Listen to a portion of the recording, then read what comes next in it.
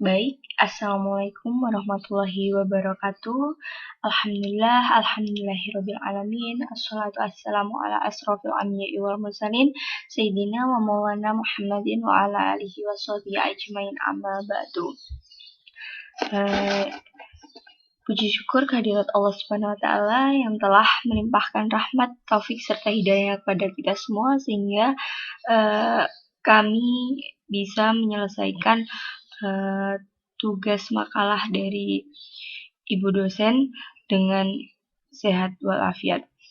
Salat serta salam semoga tetap tercurahkan kepada junjungan kita Nabi Agung Muhammad SAW yang senantiasa membawa umatnya dari zaman jahiliyah menuju zaman Islamiyah yang seperti saat ini.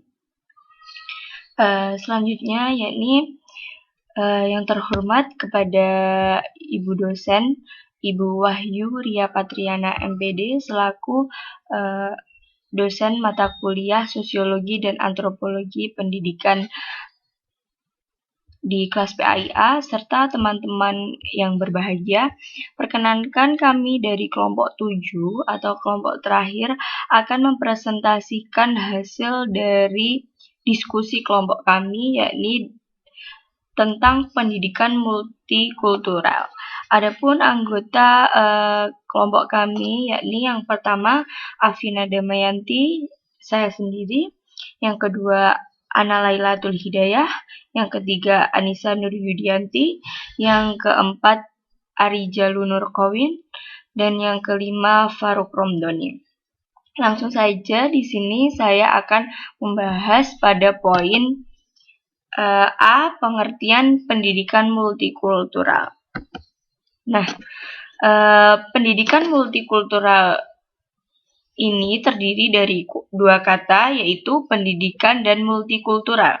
Pendidikan yakni berarti suatu usaha sadar dan terencana yang diberikan pada peserta didik agar dapat mengembangkan potensi yang dimilikinya sehingga ia menjadi pribadi yang berguna bagi agama, bangsa, dan negaranya. Sedangkan multikultural sendiri berarti keberagaman budaya, yakni jadi pendidikan multikultural berarti proses pengembangan seluruh potensi manusia yang menghargai pluralisme dan heterogenitasnya sebagai konsekuensi keragaman budaya, etnis. B. Tantangan besar dalam melaksanakan pendidikan multikultural. Multikultural di Indonesia bersifat normatif. Multikultural normatif adalah petunjuk tentang berbagai kepentingan yang membimbing pada pengakuan yang lebih tinggi mengenai kebangsaan dan identitas kelompok yang berada di dalam masyarakat.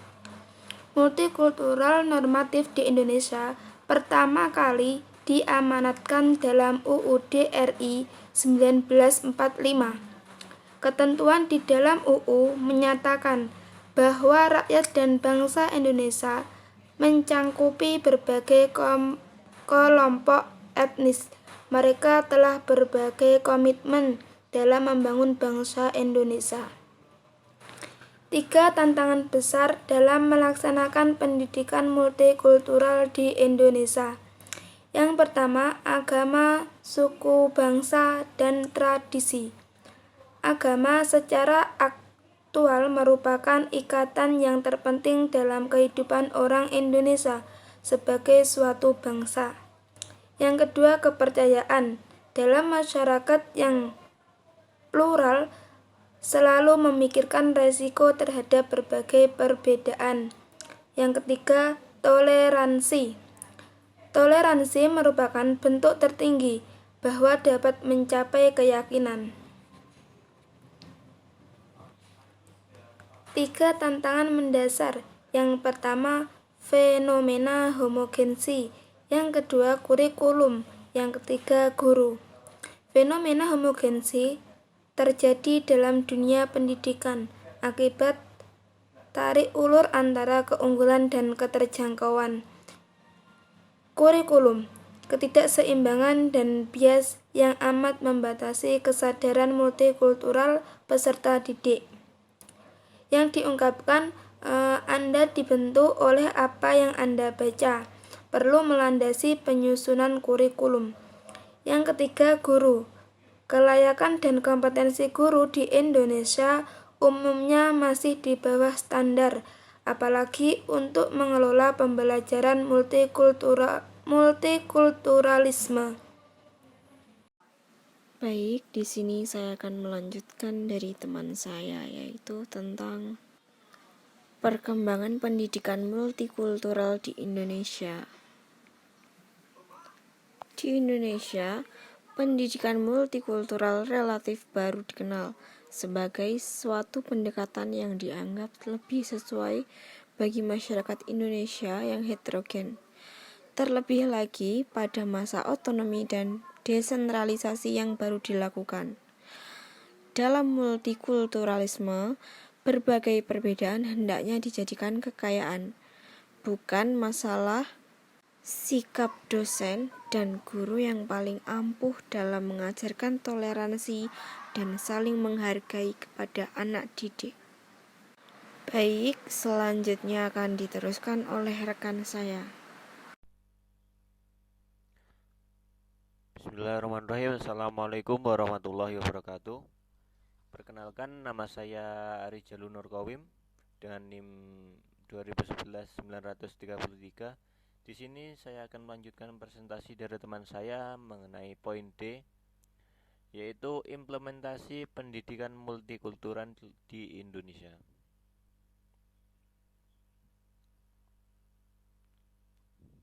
Di sini saya mengambil yaitu implementasi pendidikan multikultural dapat dilakukan dalam berbagai aspek dan kelembagaan.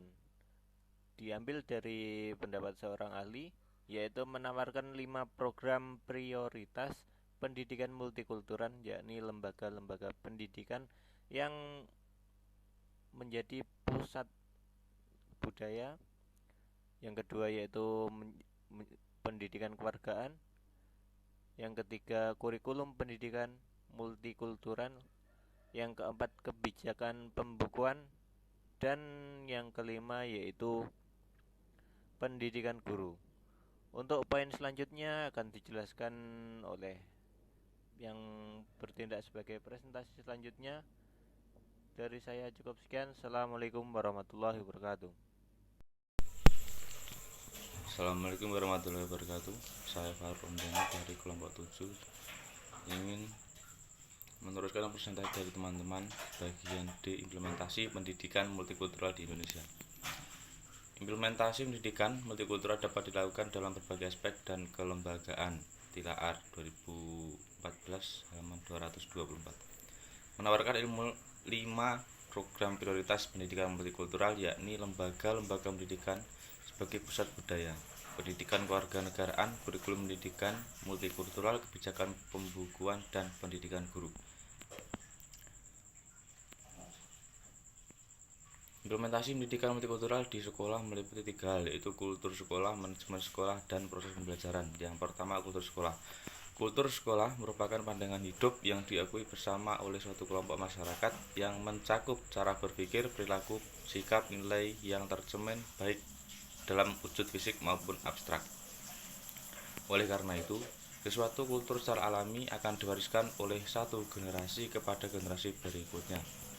Tetapi berbagai penelitian menemukan bahwa pengaruh kultur bangsa terhadap prestasi pendidikan tidak sebesar yang diduga selama ini. Bukti terakhir, hasil TIMSS, The Third Indonesia International Method Skin Study, menunjukkan bahwa siswa dari Jepang dan Belgia sama-sama menempati pada ranking atas untuk mata pelajaran matematika. Di Amerika Serikat telah dibuktikan lewat penelitian empiris, kultur yang sehat memiliki korelasi yang tinggi dengan A. Prestasi dan motivasi siswa untuk berprestasi, B. Sikap dan motivasi kerja guru, C. Produktivitas dan kepuasan kerja guru. Namun demikian, analisis kultur sekolah harus dilihat sebagai bagian suatu kesatuan sekolah yang utuh, yang artinya sesuatu yang ada pada suatu kultur sekolah hanya dapat dilihat dan dijelaskan dalam kaitan dengan aspek yang lain. Dengan kata lain, Dampak kultur sekolah terhadap prestasi siswa meskipun sangat kuat tetapi tidaklah bersifat langsung, melainkan lewat berbagai variabel yang antara lain seperti semangat kerja keras dan kemauan untuk berprestasi. Artinya, kita perlu membangun kultur sekolah yang sehat agar dapat meningkatkan prestasi belajar siswa sebagai salah satu upaya konkret pelaksanaan pendidikan multikultural di Indonesia. Sebaliknya, para siswa membentuk wadah komunikasi sendiri yang bersifat liar dan destruktif dengan membentuk geng-geng. Jika keadaan ini tidak segera disadari dan diperbaiki, maka para pelajar kita akan semakin jauh dapat melaksanakan pendidikan multikultural. Kultur sekolah yang kondusif bagi pembelajaran multikultural adalah dengan cara sebagai berikut. Yang pertama, tumbuhkan rasa bangga dengan identitas pelajar. Yang kedua, jalin komunikasi yang efektif di antara warga sekolah. Yang ketiga, sosialisasikan visi dan misi sekolah berulang-ulang dengan berbagai media. Yang keempat, diadakan kegiatan di luar sekolah yang mengarah pada kerjasama dan kebersamaan. Yang kedua, manajemen sekolah. Sekolah yang hendak mewujudkan tujuan kesempatan dan kesetaraan dalam belajar sebagaimana yang menjadi fokus pendidikan multikultural haruslah dikelola dengan kepemimpinan yang kepala sekolah yang kuat. Kepala sekolah tidak hanya sebagai manajer, melainkan lebih dari itu. Ia harus menjadi leader atau pemimpin. Pemimpin yang baik sebagai dinyatakan oleh John Kotler tahun 1996, halaman 17-36, adalah yang mempunyai kepekaan terhadap kemendesakan atau sense of urgency, menciptakan koalisi yang memimpin perubahan. Yang ketiga, proses pembelajaran. Dimensi penting dalam pendidikan adalah proses pembelajaran. Pembelajaran yang mendukung untuk mencapai tujuan pendidikan multikultural adalah pembelajaran yang berdasarkan pada pedagogik transformatif. Pedagogik yang transformatif adalah pedagogik yang mengungkapkan kebebasan dan sekaligus keterbatasan manusia, serta menekankan pentingnya partisipasi dengan sesama manusia. Di samping itu, pedagogik transformatif juga mengungkapkan keterbatasan manusia. Implisit di dalamnya mengandung pengakuan akan kebesaran Sang Pencipta. Tilaar tahun 2002, halaman 192-193. Maka proses pembelajaran yang bersifat multikultural harus menggunakan materi yang mengintegrasikan beragam kultur dan kondisi sosial ekonomi. Pengadopsian materi tanpa melihat konteks dan kultur masyarakat penerimaannya akan berakibat buruk bagi kemajuan belajar siswa. Demikian pula metode pembelajaran bervariasi karena disesuaikan dengan karakteristik dan cara berpikir. Sekian dari kelompok 7. Mungkin ada kekurangan, mohon maaf yang sebenarnya. Wabillahi taufiq wal hidayah. Wassalamualaikum warahmatullahi wabarakatuh.